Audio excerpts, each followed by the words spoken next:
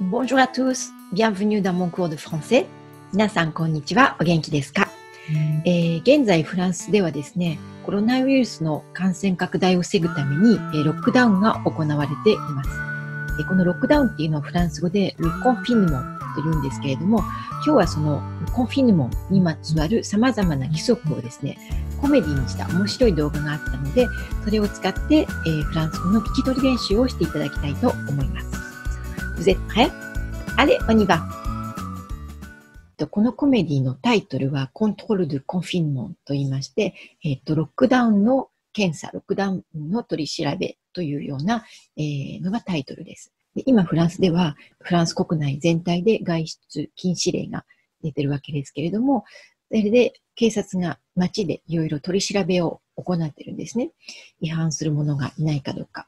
で、その取り調べをコメディにした内容です。で、ロックダウンのために家にずっとこもっているある男性が、お買い物に出かけようとして、外に出たところにおまわりさんと出会って、そのおまわりさんに取り調べを受けるというのが、この動画のシチュエーションです。でですね、ロックダウンといってもやっぱり、お買い物に行ったりとか、ちょっと運動したりとか、少しだけであれば外出をすることができるんですね。で、そのためにいろいろな、細かな規則が、ちゃんと定まっていまして、例えばですね、買い物に行く際は、生活に必要不可欠なもののみ買いに行けるというふうになっています。必要不可欠なものというのはレッサンシエルというふうに言います。で、このコメディの中でもおまわりさんがですね、男性に何買いに行くんだって聞いて、コカ・コーラって言ったらコカ・コーラはダメだっていうふうに言われる場面があります。でですね、その外出する際には必ず外出証明書、アテスタションというものを、持参していなければいけないんですけれども、それはなぜ、外に出なければいけないのかという理由をですね、しっかりと書いた、紙ですね。これはネットで自分で、記入をしてプリントアウトしたものを持参していればいいんですけれども、もし家に、ネット環境がないとかプリンターがないという場合には、自分で手書きで紙に書いたものを、持って外出しても構わないということになっています。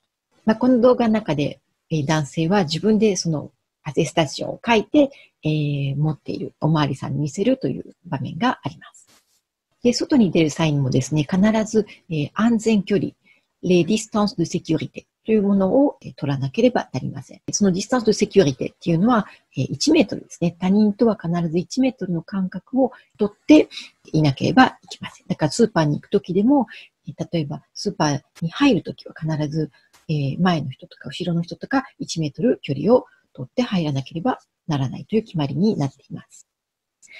またですね、les gestes barrières といって、それは感染を防ぐ行為、行動ですね。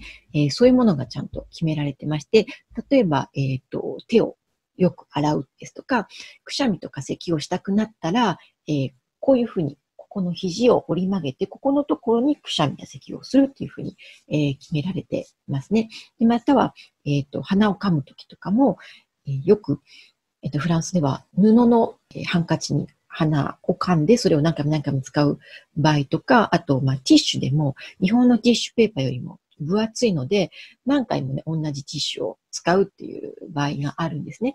で、けれども、今のこのコロナウイルスの感染の拡大を防ぐために、必ずティッシュペーパーは使い捨てをしなさいとか、そういうのも、この、ジェストバリエーに、きちんと記載されています。でですね、買い物に行く際には必ず一人で行かなければならないということになっています。で、たとえ夫婦でも家族でも、2人とか3人連れで行ってはいけません。必ず一人で行きなさいということになっています。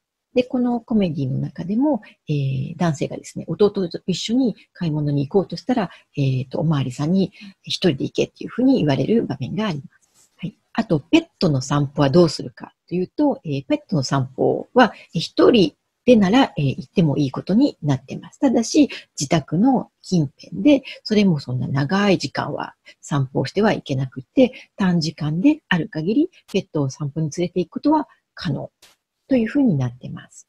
なので今よく聞くのは、犬を飼っているお家なんかはみんな外に出たいので、何回も何回も順番に犬を連れて外に出たりして、犬がすごく疲れてるっていう、そういう話も聞いたことがあります。で、子供の外出はどうするのかというとですね、大人が外出するときはもう必ず一人で行かなきゃいけないって決まりがあるんですけれども、もちろん、未成年者、フランスの場合は未成年というのは18歳より下なんですけれども、子供は、大人と一緒に外出してもいいということになっています。で、この動画の中で、これでちょっとパロディにしているのが、マクロン大統領の奥さんのブリジットさんは、高校の先生だったんですけれども、その時の教え子であったマクロン大統領と恋をして、付き合うようになったっていう、そういう、いきさつがあるので、そこにかけて、ちょっとコメディにしてある場面があります。でですね、運動はしてもいいのかっていうと、短時間での運動は、してもいいということになっています。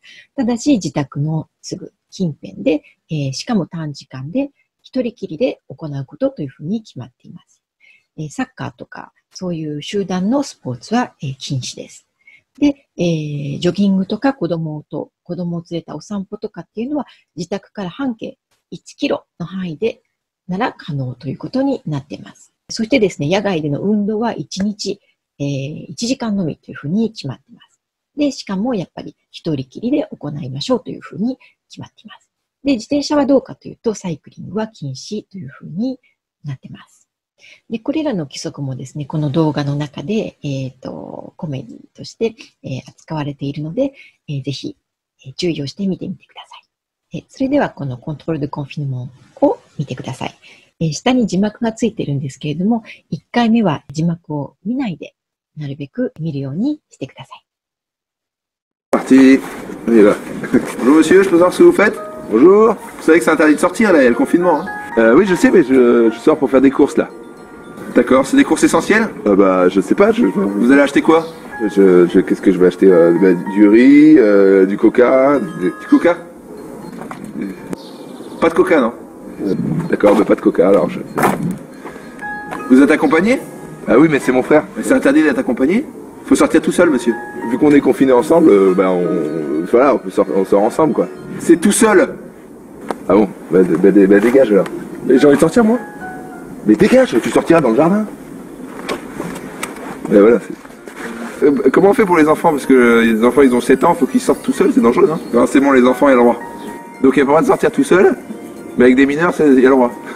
C'est pas une règle de Brigitte Macron, ça? Ça me fait pas rire. Ah bon, moi je la trouvais pas mal. Vous avez votre attestation, hein? Oui, je l'ai. Voilà, tenez.